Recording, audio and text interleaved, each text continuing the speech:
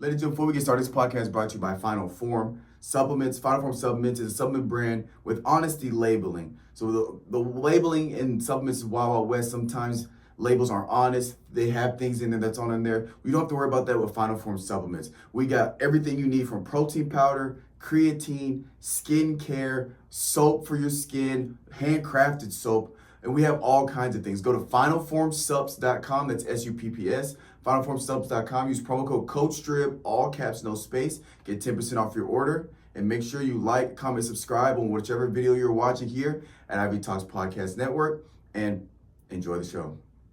Ladies and gentlemen, welcome to another episode of the WNBA coverage. We are back in full swing of the WNBA here with about a month left in the season. September's the last month of the regular season. I believe the week of September 19th, that week is going to be the last week. So we literally have right about 4 weeks left in the regular season. So as we move forward, these standings are going to be vitally important to different matchups here we'll see in the WNBA playoffs. But starting off, let's go over the standings per usual.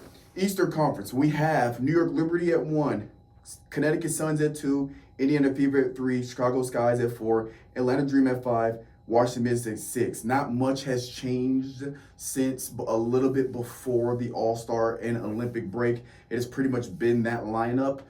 But there are some teams that could potentially be fighting for different spots. Western Conference, we have the Minnesota Lynx, for the most part, been fairly consistent. Las Vegas Aces, Seattle Storm, Phoenix Mercury, Dallas Wings, and the LA Sparks. Before we get into a different movement, let's go over our statistical leaders. A'ja Wilson, no surprise, playing absolutely phenomenal. 27.3 points per game. Rebounds, Angel Reese, like we had talked about in previous episodes, it's going to be an absolute fight there to the end for the rebound champ for the WNBA between Angel Reese and A'ja Wilson. A'ja Wilson is right behind Angel Reese at 12.0 rebounds. Angel Reese at 12.3. So there's probably going to be a lot of flip-flopping back and forth between 1 and 2 spot there. Assists per game, Caitlin Clark at 8.3. She's starting to build a solid lead at the consistency in assisting. At number 2, 7.8, Alyssa Thomas for the Connecticut Suns. Steals per game, Agawabole at 2.6, Nafisi Collier at 2.2, and blocks per game, starting to get a significant lead, A'ja Wilson at 2.8. So she's potentially could be going for a triple crown at points champion, rebound champion, and blocks champion. So we'll see as things move on there.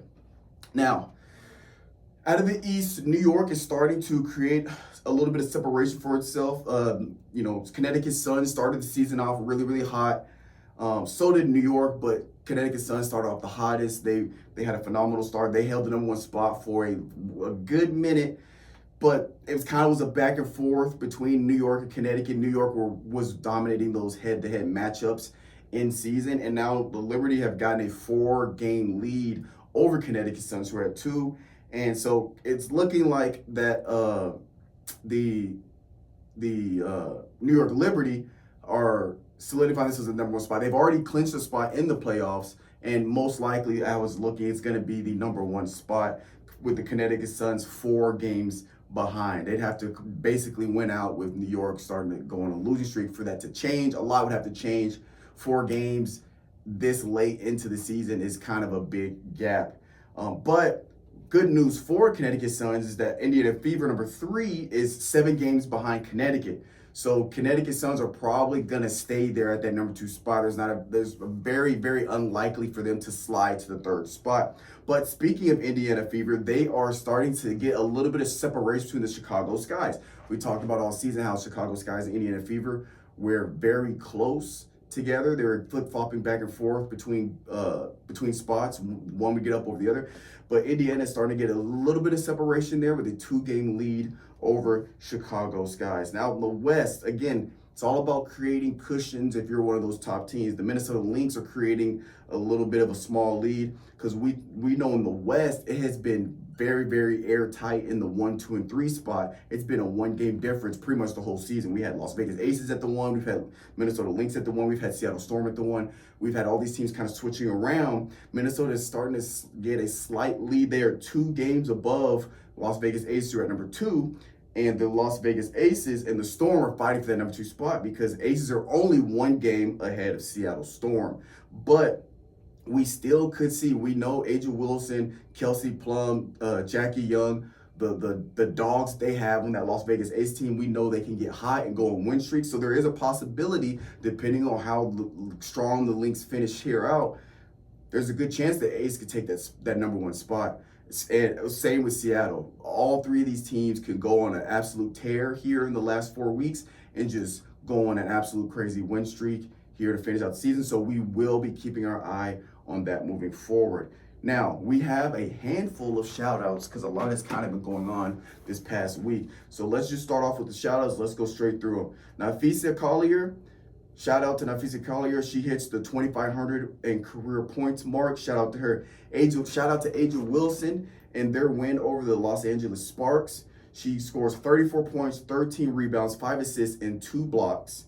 She moves up this past week. She moved up to 2nd in the franchise and steals in franchise history, and she wins the Don Staley Community Leadership Award, which is an award given out to the things you're doing in the community and giving back, community service, outreach, things like that. So shout out to Angel Wilson. Shout out to Brianna Stewart. She scores 26, 12, and 3 in her win, as well as Jarkel Jones, who scores 23 points and 12 rebounds. So Stewie, 26 points, 12 rebounds, 3 assists. And their win, they're both for the New York Liberty, and their win over the Dallas Wings. Shout out to the Suns. Sorry if I butcher this name, Carrington, D. Carrington, or Dejanai Carrington. She scores for the Connecticut Suns, scores 19 points, 4 rebounds on the win over the LA Sparks. Shout out to the Storm's Nika Agumaike. I'm sorry I'm butchering these names. She scores 24 points, 8 rebounds, 2 assists, and 2 steals over the Washington Mystics. And shout out to Tina Charles, who for the Atlanta Dream, who's moves to 3rd all-time points, 3rd all-time scoring in the WNBA. She's still moving up there and absolutely balling. And then, of course, we got to talk about the rookie phenoms this year that have pretty much been breaking all the rookie records this year. Angel Reese, fastest player to 20 double-doubles.